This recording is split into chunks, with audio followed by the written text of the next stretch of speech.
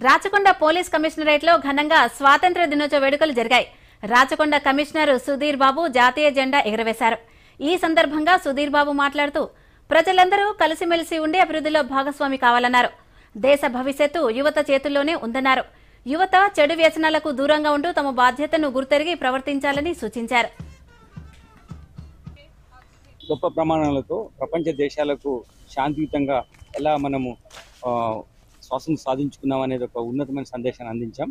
ఆ ఉన్నతమైన సందేశంతో శాంతియుతంగా మన దేశం ప్రజలు అంతా కలిసిమెలిసి ఉండి అభివృద్ధిలో భాగస్వామ్యం కావాలని ఒక ఉన్నతమైన ప్రమాణాలతో ఒక ప్రపంచంలో అగ్రరాజ్యంగా మన దేశం వెలిగే విధంగా, కేవలం అగ్రరాజ్యం అంటే ఆర్థికంగా కానీ లేకపోతే సైనిక పరంగా కానీ చూస్తాం, కానీ ఉన్నతమైన ప్రమాణాలు సంస్కృతితో మనము అగ్రరాజ్యంగా ఎదుగుతాం.